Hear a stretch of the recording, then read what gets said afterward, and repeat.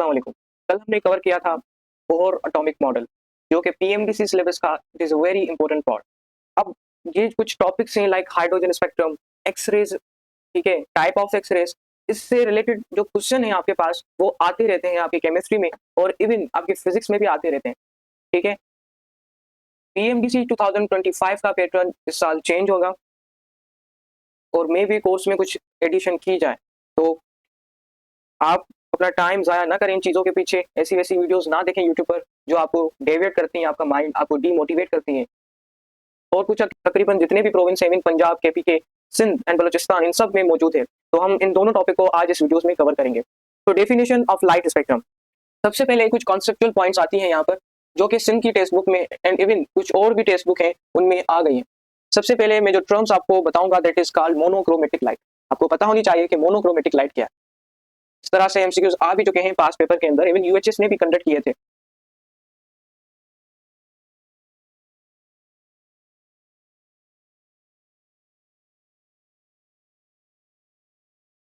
तो first term में बात करूंगा दैट इज कॉल्ड, या मैं सिंपल आपको एक माइंड मैप के थ्रू में बता दूं, जो आपके पास लाइट होती है वो, ये लाइट आपके पास होती है, ये दो तरह की होती है। एक इसमें आपके पास आता है मोनोक्रोमेटिक लाइट,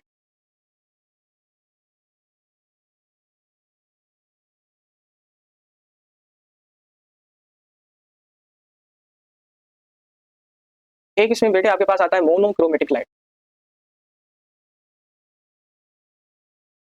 अच्छा, मैं ये बात क्लियर कर दूं, जो बच्चे सिंध से हैं, ठीक है, उनको मैं इतनी गारंटी दे दूं कि आपके पास 99% जो आपकी बुक है उसको आपको रीड करने की ज़रूरत नहीं है।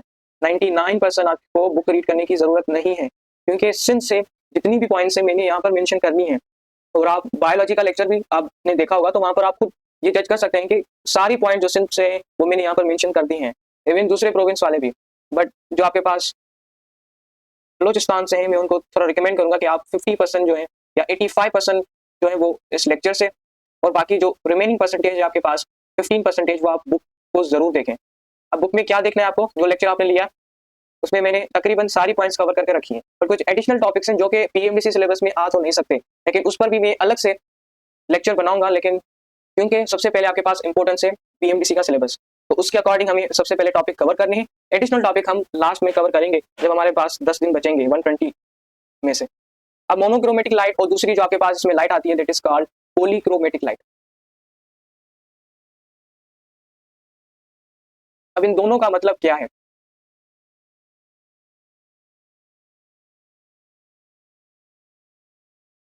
जो आपके पास मोनोक्रोमेटिक लाइट है, ये एक ऐसी लाइट होती है जिसके पास सिर्फ एक ही जो वेव होती है, एक ही रे जो होती है उसके पास सेम वेवलेंथ होती है, ठीक है। A light which composed of one kind of ray or wavelength, this is called monochromatic light. Similarly यहाँ पर देखें तो पोली का वर्ड आया है, एंड पोली आप सबको पता है कि इट इज मेनी, या हम इसे कहते हैं मोर देन वन। तो ऐसी लाइट जिसके पास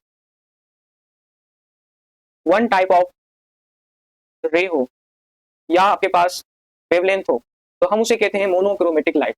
सिमिलरली पॉलीक्रोमेटिक लाइट ऐसी टाइप है लाइट की जिसके पास more than one type of rays हो, ठीक है। ये कुछ टर्म्स थी जो आपको आनी चाहिए। अब मैं आता हूँ कंटिन्यूस स्पेक्ट्रम की तरफ। कंटिन्यूस स्पेक्ट्रम भी आपके पास सिंपल है, ठीक है। कंटिन्यूस स्पेक्ट्रम सबसे पहले है क्या? कंटिन्यूस स्पेक्ट्रम आपके पास कंटेन करता है, contains a band of different colours, a band of different colours. अब बैंड से क्या मुराद है? देखें, बैंड जो आपके पास होता है बेसिकली लाइक दिस, ये एक बैंड, ये फिर दूसरा बैंड, ये तीसरा बैंड, ये चौथा बैंड, तो इसमें डिफरेंट डिफरेंट कलर्स होते हैं, तो हम कहते हैं बैंड्स, ठीक है। इस तरह की शेप को हम कहते हैं bands. So continuous spectrum which contain a band of different color with no marked boundary, इसमें कोई भी आपको बाउंड्री नजर नहीं आएगी। जितने भी कलर्स होंगे उनके दरमियान में कोई भी बाउंड्री नजर नहीं आएगी। मैं यहाँ पर आपको बना के दिखाऊं ताकि आपको और ज्यादा क्लियर हो, ठीक है। तो इसमें कुछ और एडिशनल चीजें वो भी मैं यहाँ पर बता दूं।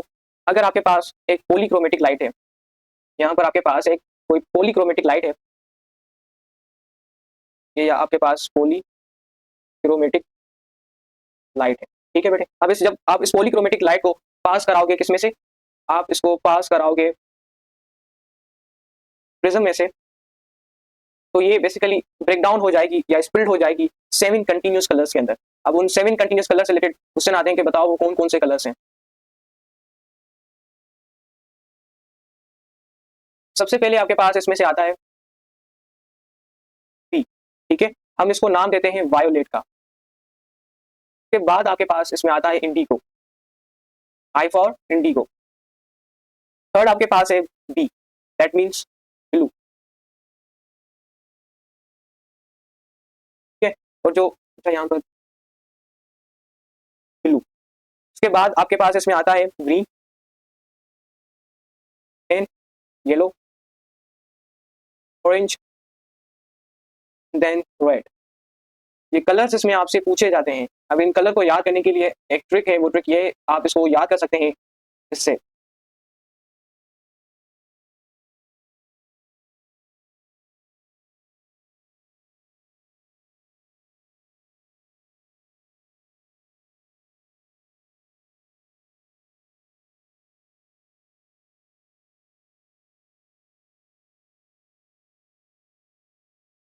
ठीक है, ये आपके पास एक ट्रिक है जिसके थ्रू आप इन कलर्स को याद कर सकते हैं। तो हम पढ़ते हैं विबग्यो, ठीक है। V for violet, I for indigo, B for blue, G for green, Y for yellow and O for orange and R for red. अब ये था आपके पास कंटिन्यूस स्पेक्ट्रम। यहाँ पर मुझे बात बतानी थी, जो आपके पास फॉर एग्जाम्पल ये येलो कलर है, ठीक है, फिर यहाँ पर मैं एक और कलर बना देता हूँ, देन यहाँ पर मैं एक और कलर बना देता हूँ, उसके बाद अगेन कोई और कलर, देन यहाँ पर एक और कलर,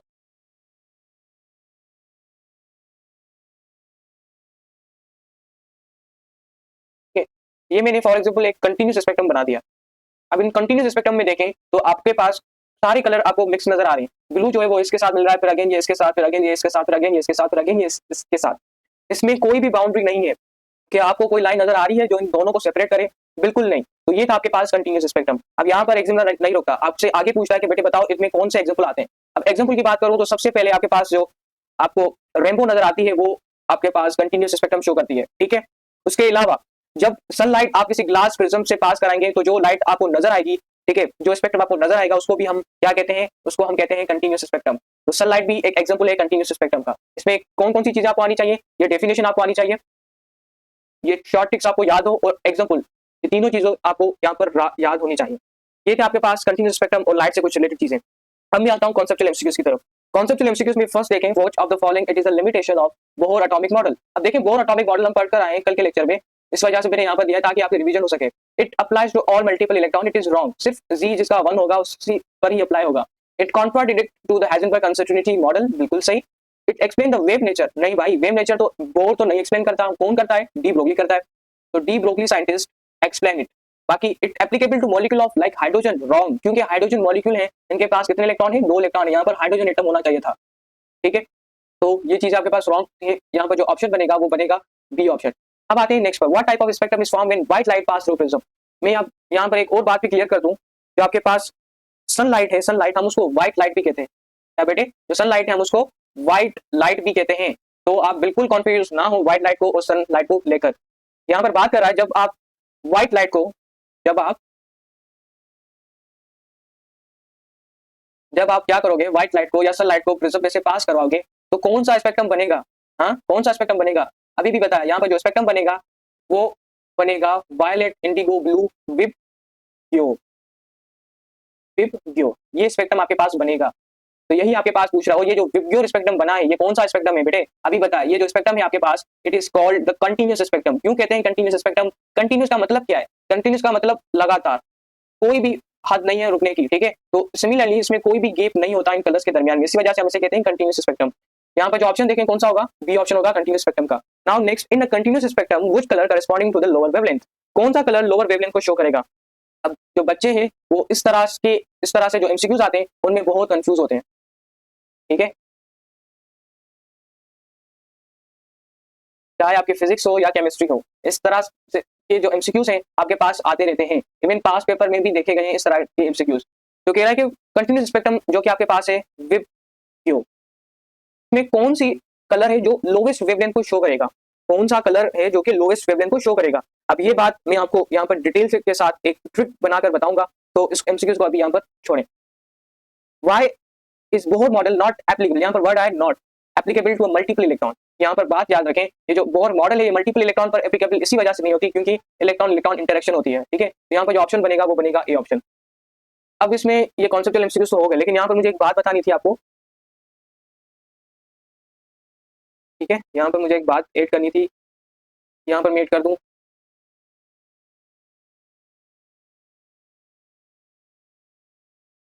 इसको यहाँ पर शो कर रहा हूँ, ठीक है, आप इसको नोट कर दें। यहाँ पर कुछ वेव लेंथ हैं जो कि आपको याद करनी होंगी, उससे रिलेटेड क्वेश्चन आते रहते हैं एमडीकेट के अंदर, ठीक है। मैंने यहाँ पर ये फिगर शो की है जो कि वेरी इंपॉर्टेंट है, ताकि आपको आइडिया हो किस तरह से एमसीक्यूज इस टेबल में आते हैं। अब इसमें मैं दो चीजें जरूर मेंशन करूंगा। सबसे पहले डायरेक्शन में, ठीक है,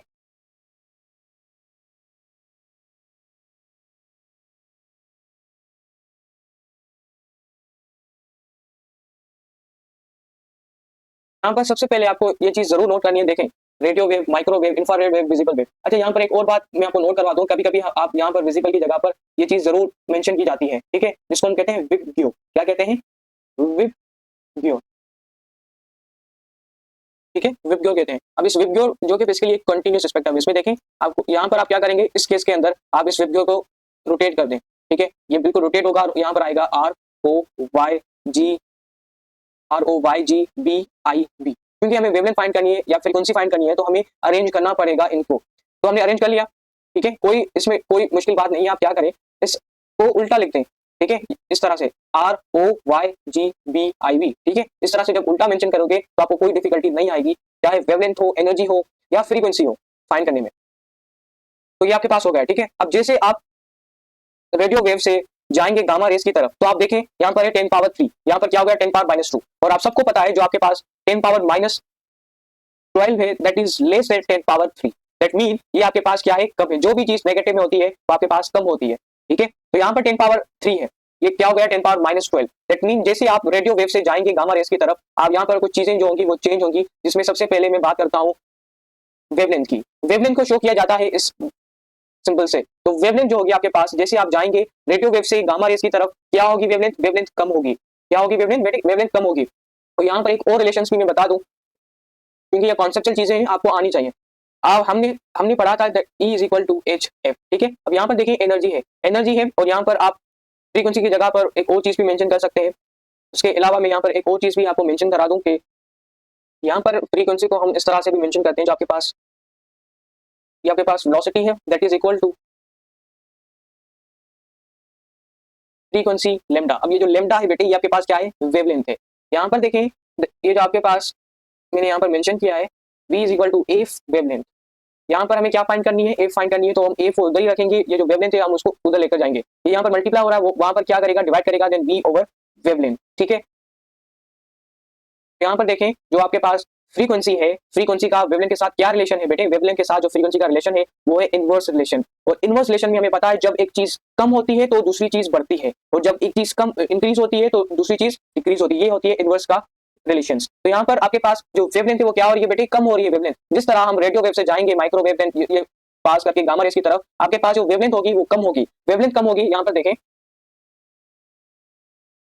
जैसे आपके पास वेवलेंथ कम हो रही है यहाँ पर, तो फ्रीक्वेंसी क्या होगी, इंक्रीज होगी। अब देखिए कॉन्सेप्ट किस तरह से इंटरकनेक्टेड है यहाँ पर। तो आपसे ना सिर्फ वेवलेंथ के बारे में पूछ सकता है, बल्कि फ्रीक्वेंसी के बारे में भी तो पूछ सकता है। तो यहाँ पर फ्रीक्वेंसी जो होगी आपके पास वो इंक्रीज होगी, क्योंकि वेवलेंथ क्या हो रही है, कम हो रही है। अब नेक्स्ट इसमें आपके पास आती है एनर्जी के बारे में। आपसे एक सिंगर पूछता है कि बेटे बताओ एनर्जी का क्या रिलेशन है, क्योंकि फ्रीक्वेंसी, अब आपको ये सारी डिटेल करने की जरूरत ही नहीं है। क्यों? क्योंकि हमने फ्रीक्वेंसी का रिलेशन तो फाइंड कर लिया। जो आपके पास एनर्जी का रिलेशन है वो फ्रीक्वेंसी के साथ क्या है, एनर्जी का रिलेशन फ्रीक्वेंसी के साथ डायरेक्ट रिलेशन है। हम इसे क्या कहते हैं, डायरेक्ट रिलेशन कहते हैं। और डायरेक्ट रिलेशन में जब आप एक चीज को बढ़ाते हो तो दूसरी चीज ऑटोमेटिकली इंक्रीज हो जाती है। यहाँ पर फ्रीक्वेंसी क्योंकि इंक्रीज हो रही है तो एनर्जी भी आपके पास क्या होगी बेटे, इंक्रीज होगी, ठीक है। अब अगर आपको ये चीजें आती हैं, देन आप इनको इन्वर्स करके बिल्कुल ये चीजें भी फाइंड कर सकते हैं। आपसे पूछा जा सकता है कि बेटे बताओ रेडियो वेव की फ्रीक्वेंसी क्या होगी, या which of the following has the lowest frequency या हाईएस्ट फ्रीक्वेंसी। तो इस तरह से एमसीक्यूज आपके पास पूछे जा सकते हैं। अब फ्रीक्वेंसी की बात करूं तो आप देखें यहाँ पर 10 पावर 20 और यहाँ पर 10 पावर 4, और आप सबको पता है कि 10 पावर 20 जो है it is greater than 10 power 4, ठीक है। तो जैसे हम जाएंगे गामा रेस से लेकर कहां पर हम जाएंगे, रेडियो वेव की तरफ, तो आपके पास जो फ्रीक्वेंसी होगी वो क्या होगी बेटे, फ्रीक्वेंसी डिक्रीज होगी।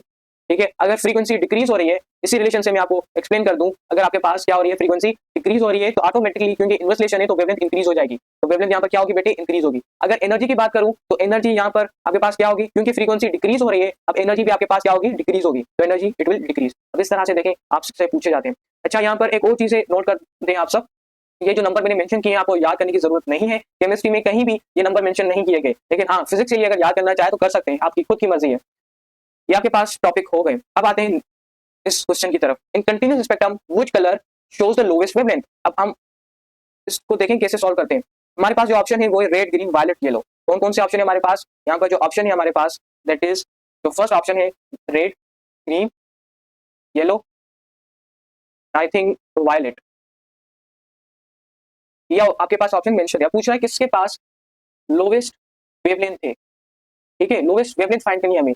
सबसे पहले हम देखेंगे रेड के ऑप्शन को। अब रेड कहां पर आता है बेटे, रेड आता है यहाँ पर, यहाँ पर देखें, रेड आपके पास जो मैंने मेंशन किया है वो है ये रेड। ठीक है, और जो वायलेट है वो यहाँ पर है। ठीक है, अब क्योंकि रेड को देखें तो रेड यहाँ पर लाई करता है, और जो वायलेट है वो यहाँ पर लाई करता है, क्योंकि हमें पता है कि जब हम इस तरफ जाएंगे जो वेवलेंथ होगी आपके पास वो कम होगी, वेवलेंथ क्या होगी, कम होगी, और जब हम यहाँ पर जाएंगे तो वेवलेंथ क्या होगी आपके पास, इंक्रीज होगी। तो सिमिलरली क्योंकि वायोलेट जो है वो गामा रेस के करीब है, दैट मीन वो आपके पास, ये जो मेरे पास जो साइड बन रही है मैं इसे कहता हूँ राइट हैंड साइड, और इसको कहता हूँ लेफ्ट हैंड साइड। तो आप देखें जो आपके पास राइट हैंड साइड है वहां पर आपके पास जो वेवलेंथ है वो क्या हो रही है, कम हो रही है। जब आपके पास वेवलेंथ कम हो रही है, दैट मीन यहाँ पर जो आपके पास जो पूछ रहा था किसके पास लोएस्ट वेवलेंथ है, वो है आपके पास वायोलेट। यहाँ पर जो ऑप्शन बनेगा वो कौन सा बनेगा, वायलेट बनेगा। अगर इसी सेम क्वेश्चन को मैं पूछूं कि बेटे बताओ किसके पास हाईएस्ट वेवलेंथ होगी, who have the highest wavelength. अब बताएं हाईएस्ट वेवलेंथ किसके पास है, वही कॉन्सेप्ट, हाईएस्ट वेवलेंथ जो आपके पास है, क्योंकि हम यहाँ जाएंगे तो वेवलेंथ आपके पास कम होगी, अगर हम जाएंगे लेफ्ट हैंड साइड की तरफ तो वेवलेंथ इंक्रीज होगी, और जो रेड है वो वायलेट की लेफ्ट हैंड साइड की तरफ है, दैट मीन उसकी वेवलेंथ जो होगी वो ज्यादा होगी वायलेट के कंपैरिजन में। तो यहाँ पर कौन सा ऑप्शन होगा, रेड होगा। तो इस तरह से एमसीक्यूज आपसे पूछे जाते हैं। अब जो ये टॉपिक है line spectrum, it is also important for you all.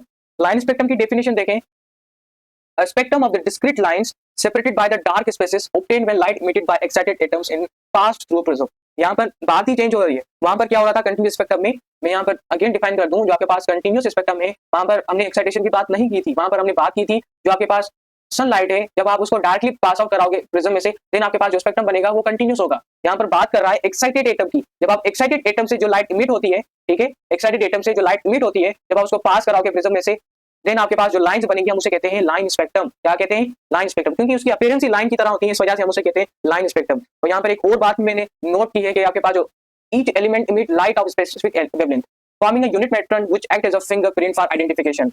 Her element जो है वो अपनी अपनी वेवलेंथ को इमिट करता रहता है, ठीक है, और एक यूनिट पैटर्न बनाता है जिस तरह से कोई फिंगरप्रिंट होता है। ये कुछ चीजें थी इनकी डेफिनेशन से रिलेटेड। हम मैं आता हूँ एक और पॉइंट की तरफ जो कि आपके पास एमटीकेट में आई भी हुई है, ठीक है, पास पेपर के अंदर, तो ये बात जरूर नोट कर दें, जो आपके पास लाइन स्पेक्ट्रम है वो आपको क्या चीज प्रोवाइड करती है। ठीक है, line spectrum provide information about energy levels of electrons in atoms. Atom के अंदर जो एनर्जी लेवल्स हैं इलेक्ट्रॉन के, उनके बारे में जो इंफॉर्मेशन प्रोवाइड करता है वो करता है लाइन स्पेक्ट्रम। देखिए ये एमसीक्यू पॉइंट थी जो मैंने यहाँ पर आपको बताई। अब आते हैं टाइप्स ऑफ लाइन स्पेक्ट्रम की तरफ। ये बात यहाँ पर जो बातें आती हैं वो जरूर एग्जामिनर आपसे पूछता है, क्योंकि ये बातें वही क्लियर कर सकता है, वो बच्चा क्लियर कर सकता है इन बातों को जिसके पास हाईली कॉन्फिडेंस और हाईली मेमोरी पावर होगी। ठीक है, यहाँ पर मैं आपको न सिर्फ एक्सप्लेन करूंगा बल्कि कॉन्सेप्ट के साथ एक ट्रिक्स भी बताऊंगा आप कैसे इन दोनों को डिफरेंशिएट कर सकते हैं। ठीक है, तो सबसे पहले मैं आता हूँ एब्जॉर्प्शन लाइन स्पेक्ट्रम की तरफ।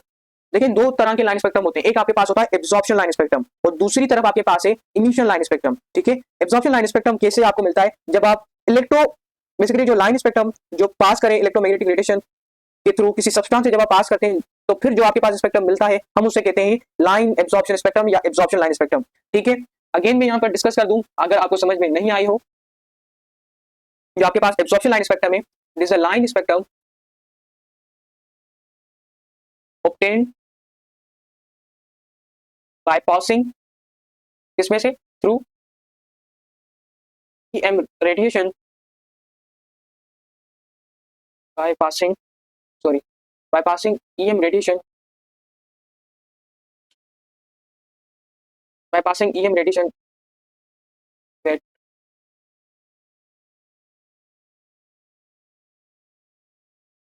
EM radiation. अब ये जो आपके पास ईएम रेडिएशन है इसको हम कहते हैं इलेक्ट्रोमैग्नेटिक रेडिएशन, ठीक है, इलेक्ट्रोमैग्नेटिक रेडिएशन, ठीक है। Line spectrum obtained by passing electromagnetic radiation through a substance,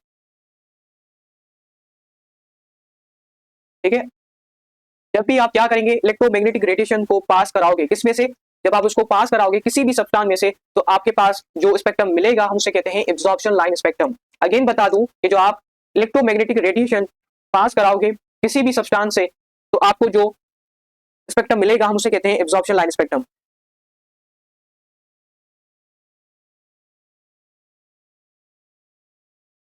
इसमें कोई बड़ी बात नहीं है, देखें यही जो मैंने ऊपर चीज मेंशन की है यही आपके पास है इलेक्ट्रोमैग्नेटिक रेडिएशन, ठीक है। इससे कोई हम कहते हैं ईएम रेडिएशंस, जितनी भी मैंने यहाँ पर मेंशन की है, चाहे रेडियो हो, इंफ्रारेड हो, अल्ट्रावायलेट हो, विजिबल हो, एक्सरेज हो, गामा रेज हो, ये सब इलेक्ट्रोमैग्नेटिक रेडिएशन की कैटेगरीज में आ जाती हैं। तो देखें किस तरह से मैंने वर्डिंग को चेंज किया, आप कंफ्यूज हो गए। इसी वजह से हम इस तरह से पढ़ाते हैं ताकि बच्चे को एक एक चीज आनी चाहिए और वो एग्जाम के दिन कंफ्यूज ना हो, ठीक है। तो एब्जॉर्प्शन लाइन स्पेक्ट्रम तभी बनता है जब आप इलेक्ट्रोमैग्नेटिक रेडिएशन को पास कराओगे किसी सब्सटेंस में से। ये थी डेफिनेशन एब्जॉर्प्शन लाइन स्पेक्ट्रम की। यहाँ पर एक और डेफिनेशन भी मेंशन की जाती है जो कि किसी प्रोविंस के बुक में मेंशन है, दैट एब्जॉर्प्शन लाइन स्पेक्ट्रम तब बनता है जब आप लाइट को क्या कराओगे, पास कराओगे किसी एब्जॉर्बिंग मटेरियल में से।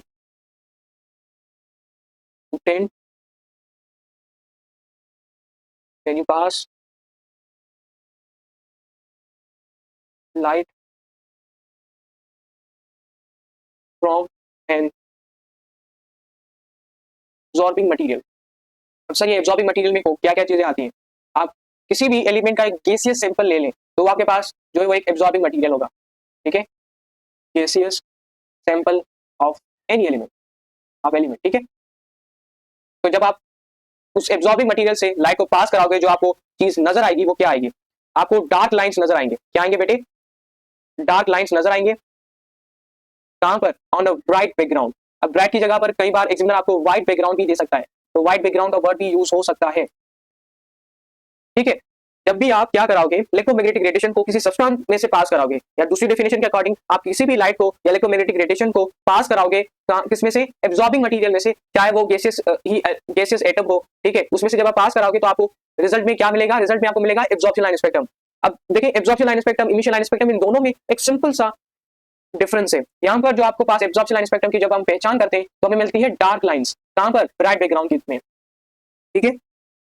एब्जॉर्प्शन लाइन स्पेक्ट्रम मैं यहाँ पर अगर आपको कॉन्सेप्ट के तौर पर बताऊं तो कैसे आपको एब्जॉर्प्शन लाइन स्पेक्ट्रम मिलता है। अब यहाँ पर देखिए पीछे आपके पास व्हाइट बैकग्राउंड है, यहाँ पर सिंपल ऐसा होगा कि आपको यहाँ पर ये जो लाइंस नजर आ रही हैं, ठीक है, अब ये जो आपके पास बना है this is called absorption line spectrum. यहाँ पर क्या हो रहा है, आपके पास ये जो डार्क लाइंस हैं, देखें ये डार्क लाइंस बन रही हैं कहां पर, ब्राइट बैकग्राउंड की तरफ। ये आपके पास पीछे देख लें कि आपके पास यहाँ पर क्या है, ब्राइट बैकग्राउंड है।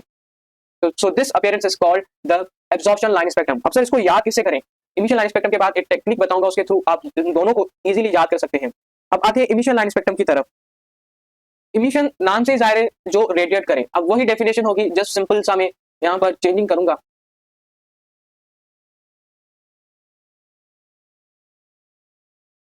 ओके,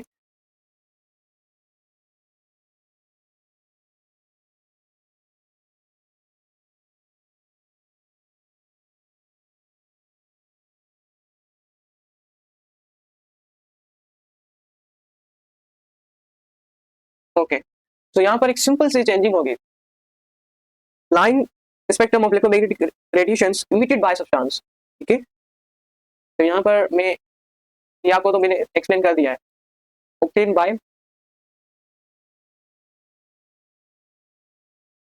ठीक है, line spectrum of electromagnetic radiations यहाँ पर होगा emitted by substance. Wait a second मैं यहाँ पर कंप्लीट एक्सप्लेन कर दूं।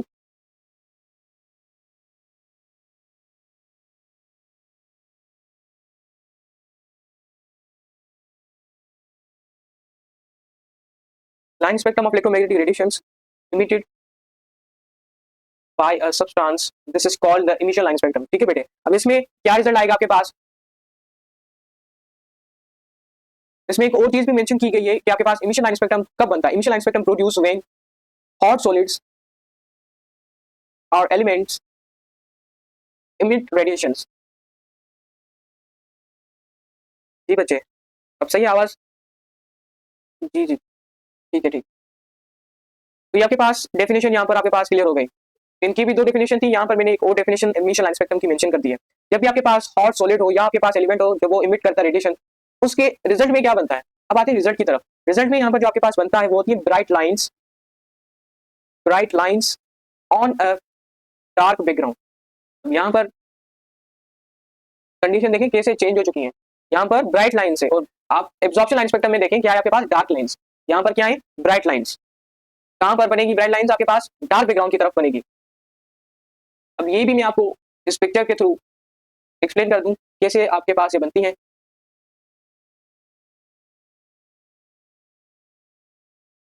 यहाँ पर क्योंकि आपके पास ब्राइट बैकग्राउंड है तो मैं सबसे पहले जो बैकग्राउंड है उसको हम डार्क करूंगा। अब ये आपके पास डार्क बैकग्राउंड आ गया। यहाँ पर क्या है ब्राइट लाइट्स है, आपको ब्राइट लाइट्स यहाँ पर मिल रही है। यहाँ पर मैं शो करता हूँ रेड को, देन शो करता हूँ ग्रीन को, ठीक है, देन शो करता हूँ इस ऑरेंज को, देन ब्लू को।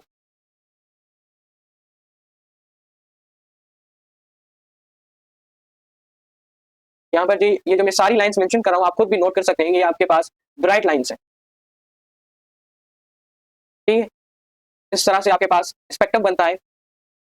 ये आपके पास क्या हो गया, ये आपके पास हो गया इमिशन लाइन स्पेक्ट्रम। और ऊपर जो आपके पास है that is called the absorption line spectrum, absorption line spectrum. देखें ना सिर्फ आपसे रिलेटेड क्वेश्चन इस डेफिनेशन से बन सकता है, इस रिजल्ट में से बन सकता है, या इनके एग्जाम्पल में से बन सकता है, बल्कि इनकी फिगर में से भी बन सकता है। आपको 4 फिगर दी जाएंगी और आपसे पूछा जाएगा कि बेटे बताओ which of the following graph are figure illustrate the absorption line spectrum और इमिशन लाइन स्पेक्ट्रम। और ये इस टाइप के क्वेश्चन हम डिस्कस भी करेंगे आगे चलकर, जब चैप्टर 8 होगा वहां पर टेस्ट ली जाएगी आपसे इसी यूट्यूब पर, वहां पर हम डिस्कस करेंगे, ठीक है। ठीक है बच्चे, ये सब मैंने स्पेक्ट्रम से रिलेटेड जितनी भी चीजें थी वो मैंने यहाँ पर डिस्कस कर चुका हूँ। शॉर्ट में बताऊंगा कि आपके पास जो लाइन स्पेक्ट्रम होता है वो हम क्यों यूज करते हैं। ये बेसिकली हम ये प्रोवाइड करता है इन्फॉर्मेशन, किसी भी एटम में जो इलेक्ट्रॉन है उसमें कितने एनर्जी लेवल्स हैं उनके बारे में जो इन्फॉर्मेशन प्रोवाइड करता है that is your line spectrum. Type of line spectrum की तरफ आए तो आपके पास आता है absorption line spectrum and then emission line spectrum. अब एब्जॉर्प्शन लाइन स्पेक्ट्रम तब बनता है जब आप उस लाइट को पास कराओ किसी भी एब्जॉर्बिंग मटेरियल में से, ठीक है। या हम इसको एक और तरीके से भी डिफाइन कर सकते हैं कि आपके पास वो लाइन स्पेक्ट्रम हमें मिले जब हम इलेक्ट्रोमैग्नेटिक रेडिएशन पास कराएं किसी सबस्टॉन में से, ठीक है। एब्जॉर्प्शन लाइन स्पेक्ट्रम जब हमें मिलेगा तो उसमें हम देखेंगे कि आपके पास ब्राइट बैकग्राउंड में डार्क लाइंस होंगे, ये है आपके पास एब्जॉर्प्शन लाइन स्पेक्ट्रम की पहचान। अब इमिशन लाइन स्पेक्ट्रम की तरफ आए तो इमिशन लाइन स्पेक्ट्रम में आपके पास क्या बनेगा, इमिशन लाइन स्पेक्ट्रम में आपके पास ब्राइट लाइंस होंगी, कहां पर व्हाइट ब्लैक बैकग्राउंड में या डार्क बैकग्राउंड में आपके पास जो बनेगी that is called the absorb emission line spectrum. अब यहाँ पर एग्जाम्पल भी आपसे पूछे जाते हैं कि बेटे बताओ एब्जॉर्प्शन लाइन स्पेक्ट्रम के एग्जाम्पल कौन से हैं। यहाँ पर मुझे एक और चीज मेंशन करनी थी, वो थी ट्रिक्स। सर हम याद कैसे करें, हम कंफ्यूज हो जाते हैं, याद तो करते हैं लेकिन दोनों चीजों को मिक्सअप कर देते हैं। तो यहाँ पर मैं एक सिंपल ट्रिक्स के फॉर्म में एक्सप्लेन करूंगा आप एब्जॉर्प्शन लाइन स्पेक्ट्रम को किस तरीके से याद कर सकते हो। एब्जॉर्प्शन लाइन स्पेक्ट्रम जो आपके पास है आप इसको इस तरीके से याद कर सकते हो ADW, और जो इमिशन लाइन स्पेक्ट्रम है आप इसको इस तरीके से याद कर सकते हो EWD, ठीक है, EWD एंड ADW। अब इसका मतलब क्या है, ठीक है। अब जो आपके पास यहाँ पर मैं मेंशन कर दूं ADW, या सिंपली यहाँ पर मैं एक्सप्लेन कर दूं जो मैं यहाँ पर XYZ के तौर पर शो कर रहा हूँ ट्रिक के तौर पर, जो आपके पास X होगा वो क्या होगा आपके पास type of line spectrum. Give me a second, जो आपके पास XYZ है ये आपके पास क्या क्या है, X जो आपके पास है वो है टाइप्स ऑफ लाइन स्पेक्ट्रम, जो आपके पास Y है वो शो करेगा आपके पास लाइंस को, और जो Z है आपके पास शो करेगा बैकग्राउंड को। एक जर्नल ट्रिक मैंने यहाँ पर बता दी है। यहाँ पर मैंने मेंशन किया है ADW, जो आपके पास A है वो क्या करेगा, वो करेगा टाइप्स ऑफ लाइन स्पेक्ट्रम को बताएगा। जो आपके पास A है ये लाइन स्पेक्ट्रम है, कौन सा है एब्जॉर्प्शन लाइन स्पेक्ट्रम है। अगेन Y क्या बताएगा, लाइंस के बारे में बताएगा, कौन सी लाइंस बनेगी D4, कौन सी लाइंस बनेगी डार्क लाइंस बनेगी, या कौन सी बनेगी डार्क लाइंस। जो W मैंने यहाँ पर मेंशन किया है ये शो कर रहा है आपके पास बैकग्राउंड को, कहां पर बनेगी ये डार्क लाइंस, व्हाइट बैकग्राउंड में बनेगी, दैट वाई ADW। अब आते हैं इमिशन लाइन स्पेक्ट्रम की तरफ। तो इमिशन लाइन स्पेक्ट्रम में जो E है वो शो कर रहा है लाइन स्पेक्ट्रम के एक टाइप को जो कि इमिशन है, और जो W है वो शो कर रहा है लाइंस को, ब्राइट लाइंस या व्हाइट लाइंस, और जो D है ये शो कर रहा है बैकग्राउंड को, दैट इज डार्क बैकग्राउंड। जितनी भी चीजें थी वो मैंने ट्रिक के साथ बता दी, बट एक और चीज भी यहाँ पर रहती है जो कि आपके पास है एग्जाम्पल। एग्जाम्पल से रिलेटेड बहुत से क्वेश्चन आपसे पूछे जाते हैं, तो मैं यहाँ पर ये जगह नहीं है तो मैं यहाँ पर शो कर देता हूँ। तो आपके पास एब्जॉर्प्शन के एग्जाम्पल आपसे पूछे जाते हैं, वो कौन कौन से होते हैं। जो एब्जॉर्प्शन लाइन स्पेक्ट्रम में आपके पास एक ही आती है, दैट इज सनलाइट। जो आपके पास सनलाइट है, जिसको हम विजिबल लाइट भी कहते हैं, जो ये आपके पास क्या है, ये आपके पास बनाती है एब्जॉर्प्शन लाइन स्पेक्ट्रम। और जो मैं बात करूं इमिशन लाइन स्पेक्ट्रम की, तो इमिशन में बहुत से एग्जांपल आपके पास मेंशन किए गए बुक के अंदर। सबसे पहले यहाँ पर एग्जांपल आता है नियोन लाइट का। जो नियोन लाइट है वो इमिशन लाइन स्पेक्ट्रम देती है। उसके बाद जो फ्लोरोसेंट डाइज है वो आपके पास देती है emission line spectrum. Then again आपके पास जो फायर वर्क्स हैं वो भी आपके पास देते हैं इमिशन लाइन स्पेक्ट्रम। ये इमिशन लाइन स्पेक्ट्रम की फिगर जो कि आपको आनी चाहिए, सिंपली अगर आपको ये रिजल्ट याद होगी देन आप इजीली इस फिगर खुद से भी बना सकते हो। और ये ट्रिक जो मैंने यहाँ पर मेंशन की, it is very very important, so इनको जरूर याद करें। अब आते हैं कॉन्सेप्चुअल एमसीक्यूज की तरफ, जो हमने पढ़ा, देखें क्या हमें समझ में आया कि नहीं। यहाँ पर मैं सिंपल कुछ और चीजें भी हैं जो कि आपको नहीं पता, लेकिन यहाँ पर मैं आपको बता दूंगा। चलिए, which spectrum is described as series of bright lights on the dark background. वही एमसीक्यूज, वही बातें, bright lines on dark background.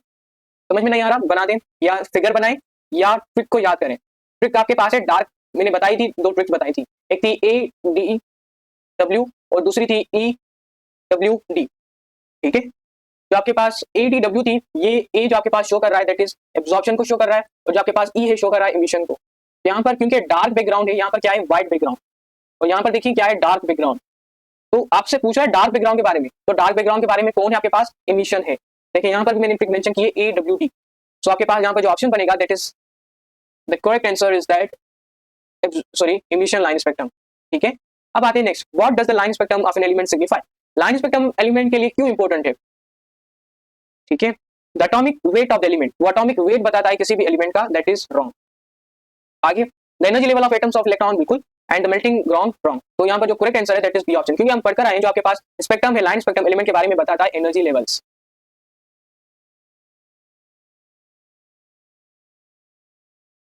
Next, the spectrum produce when a beam of light pass through gaseous sample of an element.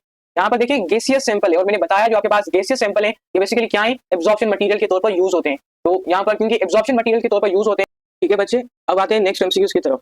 The spectrum produce when a beam of light pass through gaseous sample of an element. तो आप सबको पता है कि जो आपके पास gaseous element होते हैं वो एब्जॉर्प्शन मटेरियल के तौर पर काम करते हैं, एब्जॉर्प्शन मटेरियल के तौर पर। अब क्योंकि ये एब्जॉर्प्शन मटेरियल के तौर पर काम करते हैं, तो ये आपके पास एब्जॉर्प्शन लाइन की कैटेगरीज में आ जाते हैं। तो आपके पास ऑप्शन बनेगा, वो बनेगा बी ऑप्शन। देखें किस तरह से आप खुद भी, मुझे यकीन है कि एमसीक्यूज को सॉल्व कर पाओगे। मैंने वही एमसीक्यूज हैं जो मैंने अभी अभी आपको बताए हैं ऊपर, एक कॉन्सेप्चुअल पॉइंट बताई है, इवन एग्जांपल तक नहीं छोड़े। अब आते हैं नेक्स्ट पर, that in the sodium line spectrum which colour appears prominently.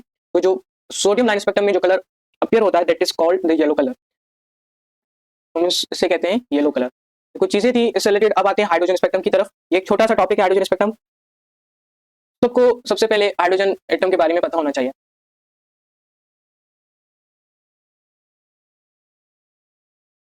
ये आपके पास है हाइड्रोजन एटम।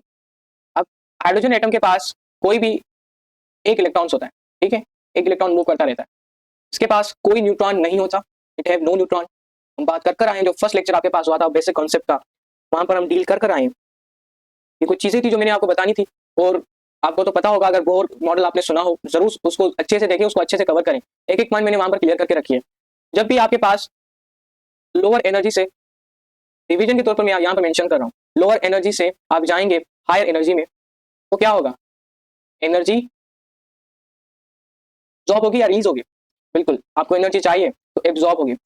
अगर आपसे पूछा जाए कि बेटे बताओ हायर एनर्जी से लोअर एनर्जी की तरफ जाए, हायर एनर्जी से लोअर एनर्जी की तरफ जाए, देन क्या होगा, लोअर एनर्जी की तरफ जाए तो आपके पास जो एनर्जी होगी वो रिलीज होगी, तो एनर्जी रिलीज होगी। ये कुछ चीजें थी जो आपके पास इसमें आती हैं। अब आती है formation of hydrogen spectrum. Hydrogen spectrum आपके पास कैसे बनता है, यहाँ पर कुछ ही चीजें मैंने यहाँ पर मेंशन करनी है आपको।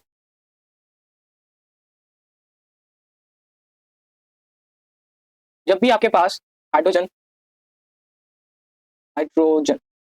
इमिट करता है रेडिएशन को, तो आपको कुछ रेस नजर आएंगी, आपको कुछ रेस मिलेंगी, जिसमें आपके पास अल्ट्रावायलेट हो सकती हैं, ठीक है, विजिबल हो सकती हैं, आपके पास चाहे इंफ्रारेड ही क्यों ना हो, ये आपके पास भी मिल सकती है। ठीक है, तो ये जो लाइंस मिली हैं हम इनको नाम देते हैं, क्या नाम देते हैं हम इनको नाम देते हैं लाइन इमिशन स्पेक्ट्रम का, लाइन इमिशन स्पेक्ट्रम का। ये बात जरूर नोट करें, आपसे एग्जामिनर पूछ सकता है कि बेटे बताओ कौन सा एलिमेंट है जो आपको लाइन इमिशन स्पेक्ट्रम देता है, तो कौन सा है बेटे, यहाँ पर आपके पास है हाइड्रोजन।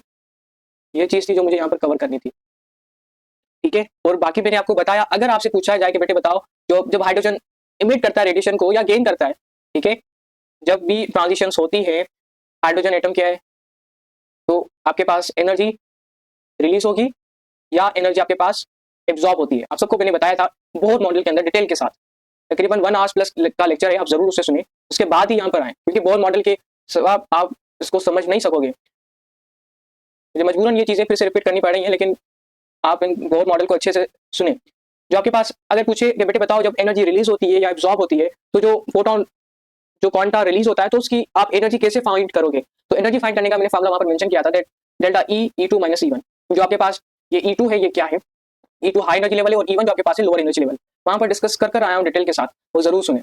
ये था आपके पास कुछ फार्मूले जिसको थ्रू आप फाइंड कर सकते हो। अगर मैं इस फार्मूले को यूज करना सिखाऊं आपको, तो आपके पास अगर ये फार्मूला आपको याद है, तो E2 की वैल्यू आपके पास मेंशन की गई है, दैट इज 10 जूल, और E1 आपके पास है 5 जूल। तो बताओ कितनी एनर्जी वाला फोटोन रिलीज होगा, तो 10 minus 5 that will give you the 5 joule answer, ठीक है। इस तरह से आप फाइंड कर सकते हो इस फॉर्मूला को यूज करके। अब आते हैं स्पेक्ट्रल सीरीज ऑफ हाइड्रोजन की तरफ। ये टॉपिक बहुत ज्यादा इंपॉर्टेंट है आप सबके लिए। सबसे पहले स्पेक्ट्रल सीरीज ऑफ हाइड्रोजन में कुछ एडिशनल चीजें हैं, वो मैं आपको यहाँ पर बताऊंगा, मेंशन करूंगा, जो कि आप सबको आनी चाहिए। टेबल के फॉर्म में हम इन चीजों को डिस्कस करेंगे ताकि कोई भी चीज छूट ना सके। जो सीरीज बनती है मैं उनका नाम मेंशन करूंगा सबसे पहले, सीरीज नेम। फर्स्ट सीरीज इसमें जो आपके पास बनती है उसे नाम देते हैं लाइमन सीरीज। देन जो नेक्स्ट बनती है आपके पास इसमें वो है बाल्मर सीरीज। यहाँ पर ही मैं नोट करवा दूं आपको कि जो आपके पास बाल्मर सीरीज है ये सबसे पहले डिस्कवर की गई थी, is first discovered series. PTP के अंदर, एनसेंट की टेक्स्ट बुक के अंदर भी मेंशन है, केपीके के अंदर भी, और बलूचिस्तान के अंदर भी ये चीज मेंशन की गई है। अब आते हैं थर्ड सीरीज के अंदर जो आपके पास है पास्चन, और फोर्थ आपके पास है ब्रैकेट, और जो फिफ्थ आपके पास है that is called Pfund series. ये थी आपके पास सीरीज नेम। अब यहाँ पर एक और बात आती है, ट्रांजिशन कहाँ से कहाँ करती है, तो ट्रांजिशन का भी आपको आइडिया होना चाहिए। Transition from higher shell to, आप सबको पता है कि जो लाइमन सीरीज है वह आती है फर्स्ट शेल के अंदर, ठीक है, n इज इक्वल टू 1, और बाल्मर सीरीज आती है सेकंड शेल के अंदर, जिसको हम प्रिंसिपल क्वांटम की फॉर्म में कहते हैं n is equal to 2। Paschen आती है थर्ड शेल के अंदर। सिमिलरली इसमें आपके पास होगा n की वैल्यू 3, और ये जो आपके पास ब्रैकेट ये आती है फोर्थ शेल के अंदर, और ये आती है फन फिफ्थ शेल के अंदर। अब मैं n की वैल्यू मेंशन करूं ब्रैकेट के लिए, तो n इज इक्वल टू 4 और n के लिए n इज इक्वल टू 5। ये थी ट्रांजिशन। यहाँ पर जो तीसरी चीज जो कि आप सबके लिए इंपॉर्टेंट है वो है रीजन। आपसे रीजन के बारे में पूछा जाता है कि बेटे बताओ लाइमन सीरीज किस रीजन के अंदर है, तो लाइमन सीरीज जो है वो अल्ट्रा वायलेट रीजन के अंदर है, इसको हम यूवी कहते हैं। और बाल्मर आपके पास है विजिबल रीजन के अंदर, पास्चन आपके पास है इंफ्रारेड रीजन के अंदर, और जो ब्रैकेट आपके पास है वो इंफ्रारेड के अंदर, और ये तीनों आपके पास लास्ट में इंफ्रारेड के अंदर ही हैं। इसमें कुछ और एडिशनल चीजें हैं जो कि बलूचिस्तान एंड इवन सिंध के अंदर मेंशन की गई हैं, वो भी आपको मैं यहाँ पर मेंशन कर दूं। वेवलेंथ के बारे में, वेवलेंथ के बारे में इसमें आता है कि बेटे बताओ वेवलेंथ क्या है। वेवलेंथ, अब वेवलेंथ के बारे में बताऊं तो वेवलेंथ आपके पास जो फर्स्ट सीरीज लाइमन की है that is less than 4000 angstrom. जो आपके पास विजिबल है इनमें जो आपके पास आती है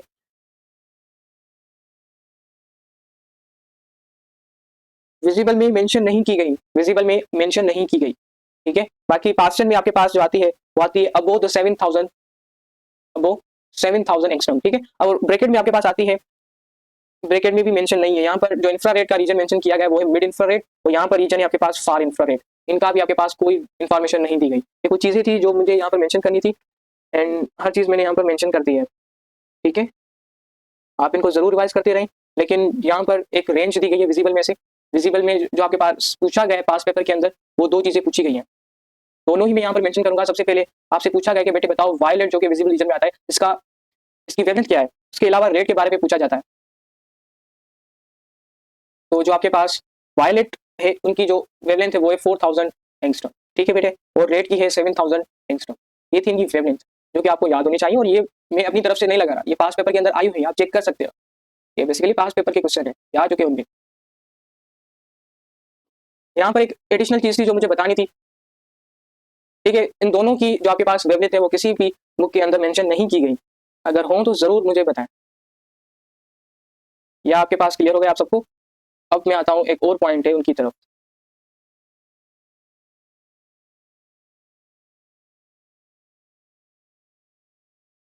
ठीक है। Give me a second.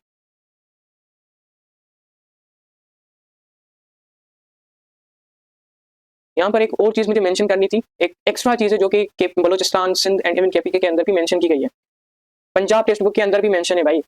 अब आता हूँ इस पॉइंट की तरफ। ये पॉइंट क्या कहती है आपसे? ये पॉइंट है, एक वर्ड है जिसको हम कहते हैं स्पेक्ट्रोस्कोपी। स्पेक्ट्रोस्कोपी क्या है? ये साइड इंफॉर्मेशन में पॉइंट मेंशन की गई है बुक के अंदर, जो कि आपको आनी चाहिए। Spectroscopy, spectroscopy. सबसे पहले इसके बारे में जो आपको आना चाहिए वो है लैटिन वर्ड। इसका क्या है? लैटिन वर्ड जो है इसका वो है स्पेक्ट्रम, जिसका मतलब क्या होता है? जिसका मतलब होता है इमेज। और ग्रीक वर्ड जो इसका पूछा जाता है वो है स्कोपिया, जिसका मतलब है ऑब्जर्वेशंस। सर स्पेक्ट्रोस्कोपी है क्या? स्पेक्ट्रोस्कोपी स्टडी है किसकी? It is the study of the absorption and the emission of the light by matter. Study the light, ठीक है। यहाँ पर नीचे स्टडी द लाइट, या मैं एक और तरीके से मेंशन करूँ तो study of observation and emission of light by matter. ये एडिशनल चीज थी जो कि आपके टेक्स्ट बुक के अंदर मेंशन है, तो वो मैंने यहाँ पर मेंशन कर दी है। एंड जो बलोचिस्तान वाले हैं वो ज़रूर इन लेक्चर्स को ज़रूर ध्यान से नोट करें, क्योंकि उनको बुक को मैंने 99% फॉलो किया है, ठीक है। और जितने भी बुक हैं उनको भी मैंने 97 to 99% फॉलो किया है। तो आप इन पॉइंट को ज़रूर इग्नोर ना करें, इन पॉइंट को नोट करते रहें। ये इन पॉइंट में से ही आपके पास पीएमडीसी पेपर देगी, और आप ये ज़रूर नोट करें कि जो आपके पास जो पेपर होगा वो ज़रूर इन्हीं पॉइंट में से मैच होगा इंशाल्लाह।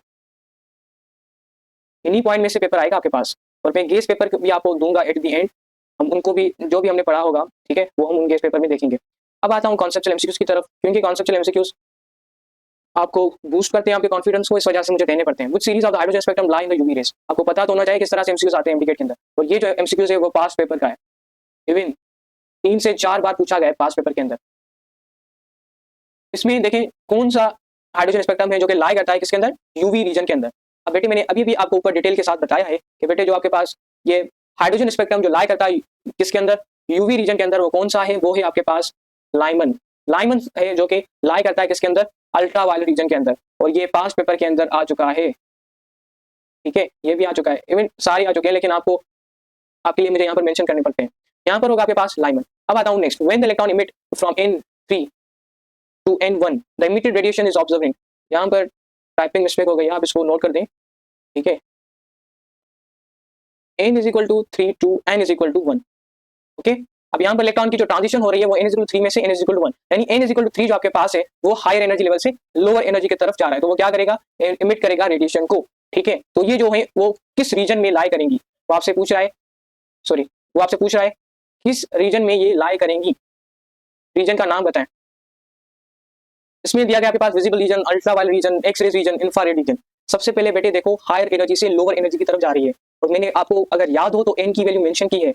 एन की वैल्यू मैंने मेंशन की है 1 2 3 4 5। अगर 1 है तो कहां पर होगा? ऊपर ही मैंने मेंशन किया है कि अगर 1 है तो आपके पास क्या होगा बेटे? 1 है तो आपके पास फर्स्ट शेल होगा, अगर 2 है तो बाल्मर, अगर 3rd है तो पास्चन, अगर 4th है तो ब्रैकेट, अगर 5th है तो फन। अगर आपसे ये सीरीज नेम नहीं पूछता, क्या पूछता है? रीजन पूछता है। बेटे बताओ रीजन क्या होंगे? अगर n इक्वल टू 1 तो यूवी, अगर n equal to 2 then visible, then n equal to 3 then infrared, अगर n equal to 4 then mid infrared, and अगर n equal to 5 then far infrared region होगा। देखें किस तरह से आपके पास स्टेबल में से एमसीक्यूज आए हैं पास पेपर के अंदर, ठीक है। तो यहाँ पर देखें जो सेकंड होगा, आप खुद बताएं क्या होगा। मुझे यकीन है आप बता सकते हो, ठीक है। मुझे आप पर यकीन है कि आप बता सकते हो कि इसमें कौन सा ऑप्शन होगा।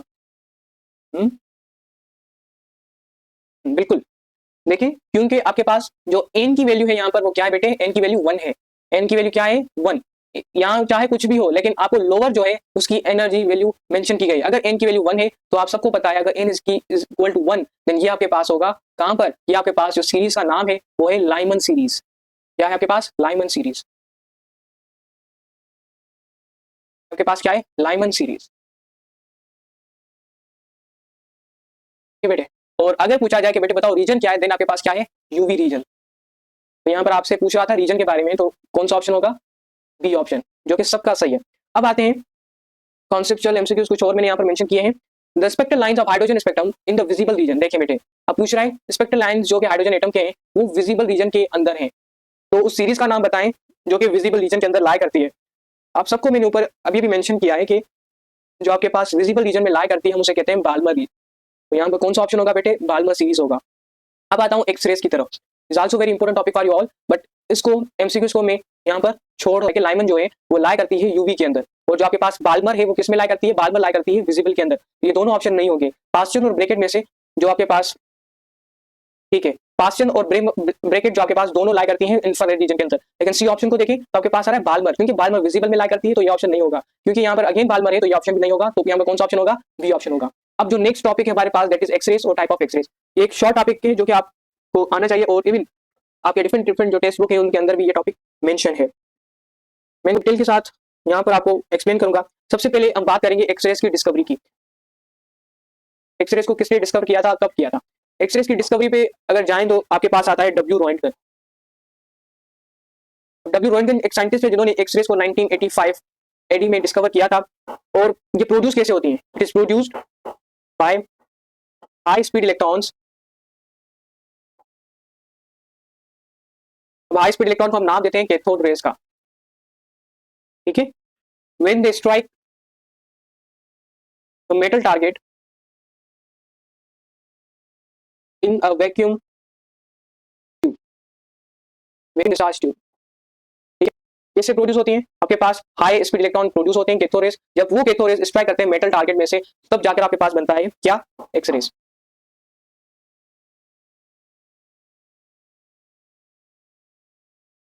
फॉर एग्जांपल ये आपके पास डिस्चार्ज ट्यूब है,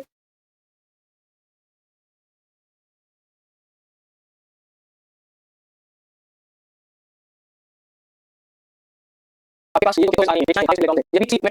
रेज इमिट होंगी, उन रेज को हम क्या नाम देते हैं, उन रेज को हम नाम देते हैं,